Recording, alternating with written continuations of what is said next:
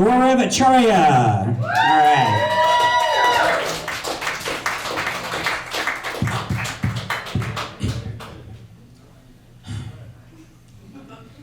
I learned that women are strong, women are powerful, when my sister chokeslammed me at the age of 6.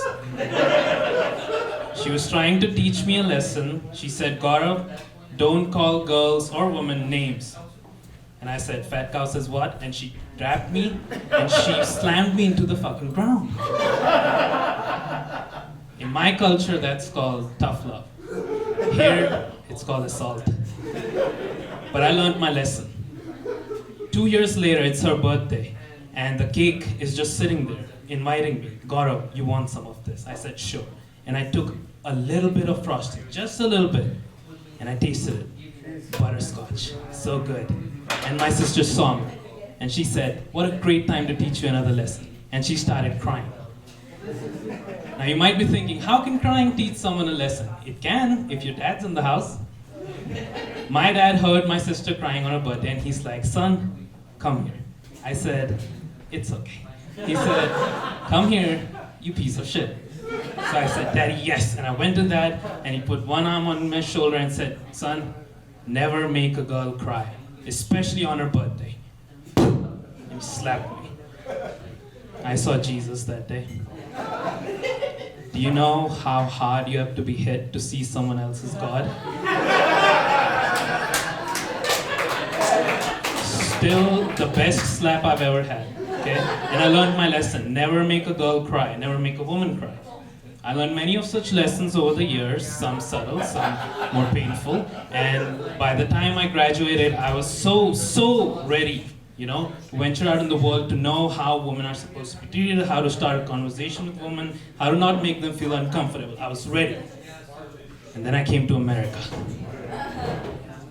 You people really take freedom of speech to heart, don't you? The things I've heard Americans say, oh my God. Like a couple of weeks after I came to Santa Fe, I went to this cafe with my friends. Let's call them Jill and Jen, because that's their name. And we went to this cafe, and first of all, I'm a very self-conscious person. So as soon as we got in and we got into the line for the beers, I was checking everyone's eyes. I was like, I want to know how these people feel, so I feel validated that I'm allowed to be here. And what I saw was this. We were just walking in, so Jill, Jen, and then me, and this is what their expressions sort of looked like. Oh, American girl, pretty girl. American girl, pretty girl. What the fuck?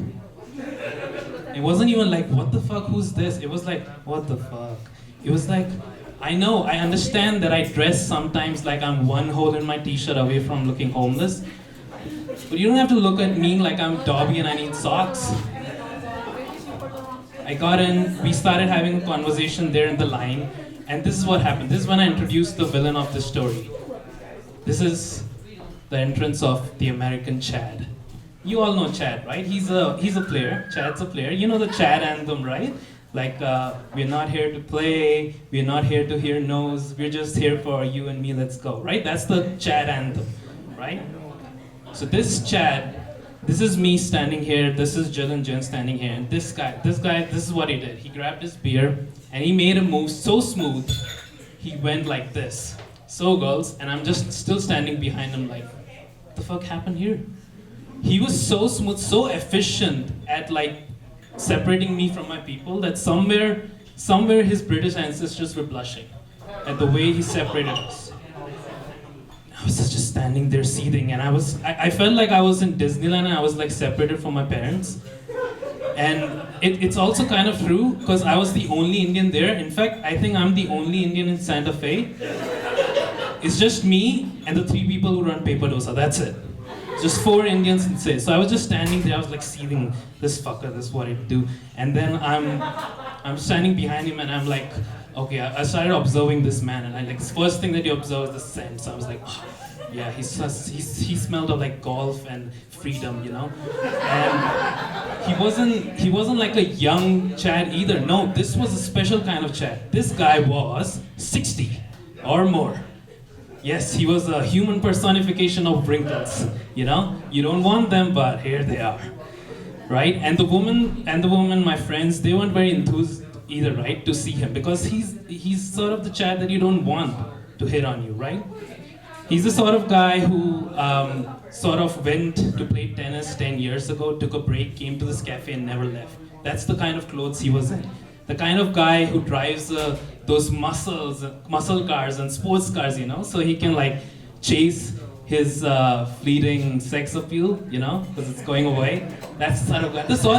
The sort of car that, you know, the sort of car that my friend Jen used to say, only guys with small penises drive. Which is funny, untrue, because I can't afford cars like that. But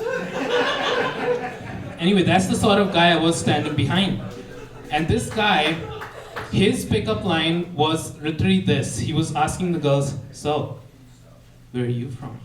Went from one girl. And then he asked the other girl, so, where are you from? And these girls, these friends of mine are badasses. They're smart people. They won't like fall for such stupid lines. So they shut him off real quickly. He left, and as soon as the American left, I was like the Taliban in Afghanistan. I claimed my spot right away. I was like, not again, motherfuckers.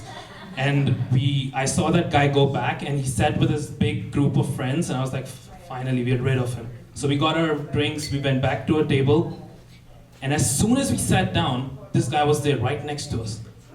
I was like, this guy's a magician. He saw these two pretty girls, and he made all of his friends disappear. He was like sitting right next to us. And now, for some reason, girls have this thing that I think I've observed. It's called Emergency Woman Warning System, you know, or EW for short, right? And they immediately knew what to do. They sort of form a cocoon in the way that their backs were almost turned to him, but I didn't get the memo, so I was just sitting right in front of him like this. And they managed to like deflect all of his attempts to start a conversation. But I was like, oh wow, this is great to see. I was like, I'm safe because I'm a guy, right? Until he looked at me, and his extra eyes looked me up and down, and he said, so, I was like, no, where are you from? I was like, oh man, are you hitting on me now? And his face, I was looking at him, and his face said hello, but his eyes were real low, you know? And at some point, I was starting to fidget with my clothes, and I was like, wait, does he think I'm a woman? And I looked down my shirt, that didn't help. Because I'm large, but in all the wrong places, right? And I was just sitting there, oh my God, this is not happening. And I felt the discomfort that women might feel, like a little bit of that at least. And I was sitting there fidgeting around, and I was just like, just droning, and I was just agreeing with him, yeah. Somehow we got to talk about marine life, and he was like, oh, I love the sea. I was like, oh, sea, I like it too. Oh, animals in the sea, more, better. And he's like, dolphins, I love dolphins. I was like, great, dolphins are great. Yeah, they're so cute, cuddly, and ticklish. I was like, what? What? Why are you cuddling the dolphins? He's like, yeah, you know, when I meet dolphins in the sea and I like stroke them and stuff, and I just wonder, you know, where are they from? You know, I was like, I was like, you know, like, you know how they say there's a child inside all of us? You know, mine died that day when I heard it. I was like, God damn, son. And I just looked at my friend Jill, and I was like, save me, please. And she's like, I got you. And she just roped me into this conversation with them, and the conversation was, you know, summertime in Santa Fe, how do we feel safe in the sunlight? And she's like, oh, you know, I use sunscreen, you know, SPF 70 and stuff. And guess who spoke up next? Guess who doesn't get the hint, who doesn't pick up on the signs, even if it's like dancing naked in front of him? It's Daddy Chad. He was sitting there, and immediately, as soon as Jill said about cream, he said this. He literally said, cream? Yeah. You like cream? Yeah, come to my car, I'll give you cream. This human petri dish. When he said that, I was so surprised. For a second, I was just like thrown off course. I was thinking, my God, are people even supposed to say that? I mean, he didn't even look like the kind of guy who can get away with it. You know the double standards, right? If you look really good, like tall, fair, handsome, broad shoulders, blue eyes, a little mustache. Those are the type of people, you know, can get away with saying shit like that. But he wasn't. You know, he was just a disgusting old man. So at that point, we decided we're ready to like leave, right? So when he said, you know, do you guys want to see my dog? And I heard hog, I was like, okay, we can leave now. And we left immediately. And that's what I learned. I learned that this is not how you talk to people. Everything this guy did, I will never do again. Okay, and then a couple of weeks later, I was like sorting through my mail, and there was another woman sitting next to me, and we started a conversation. And somehow she just out of random asked me, "Oh, are you from India?" And I was like, "Yeah." And then there was this awkward silence. I was like, "Oh no, oh my God, there's nothing else to say. Oh my God." And I said, "So, where are you from?" Thanks for listening.